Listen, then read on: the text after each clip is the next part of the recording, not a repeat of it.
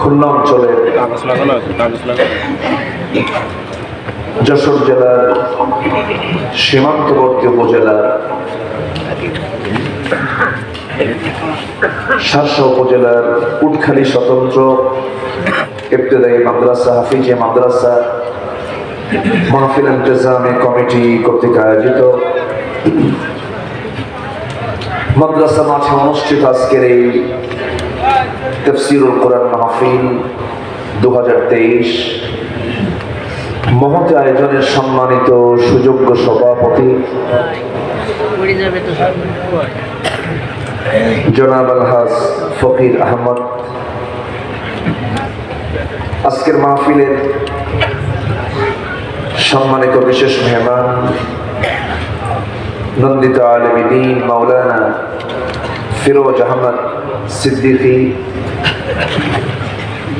উপস্থিত হযরত উলামায়ে কেরাম, ফদলায়ে ইজ্জত, সুশীল সমাজ, জাতির শ্রেষ্ঠ সন্তান শিক্ষক মন্ডলী, জাতির বিবেক সাংবাদিক বৃন্দ,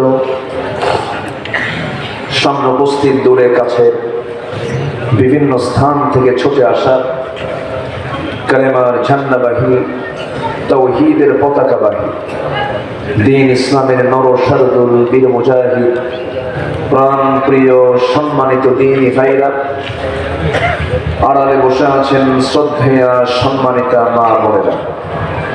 আলোচনার সূচনায় আনুষ্ঠানিকতার মধ্য দিয়ে আমার পক্ষ থেকে আবারও দিল খোলা সালাম, আসসালামু আলাইকুম ওয়া রাহমাতুল্লাহি ওয়া বারাকাতুহু। সবাই কেমন আছেন? আমাকে প্রশ্ন করলে আল্লাহ তাআলা আমাকে আপনার কাতারেই রেখেছেন, কিন্তু এই যে একটু ঠান্ডা গরমে, রাতে ঠান্ডা দিনে গরম, এরপরে শীতের পরে ঋতুর যে রাজা বসন্ত, এখন বসন্ত চলছে, এই আবহাওয়া একটু চেঞ্জের কারণে আমিও একটু চেঞ্জ হয়ে গেছি। আমার কণ্ঠ একটু ইনজুরি হয়েছে, কণ্ঠে একটু বসা বসা ভাব।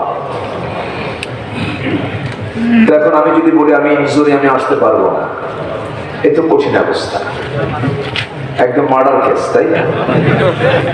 এই জন্য আমি এসেছি এবং আমার নাসির ভাই এই গ্রামের কৃতি সন্তান, দানবী, খুব সাদা মাথা মানুষ, উনি আমাকে বহুদিন হলে চান আসি, উনি যখন ডাকেন আসি। আপনাদের ডাকে সাড়া দিয়ে এসেছি, খুশি হয়েছেন তো নাকি? বলি আলহামদুলিল্লাহ। উঠতে একটু দেরি হয়েছে, একটু আগে ভাগে উঠলে ভালো হতো। মাহফিলের একটা ভুল যৌবন কাল হলো সর্বোচ্চ 9টা থেকে 11টা, সেই যৌবন কাল পার করে আমি উঠছি বুড়াকালে। বুড়াকালে এই সময় তো মানুষের ক্লান্তি চলে আসে।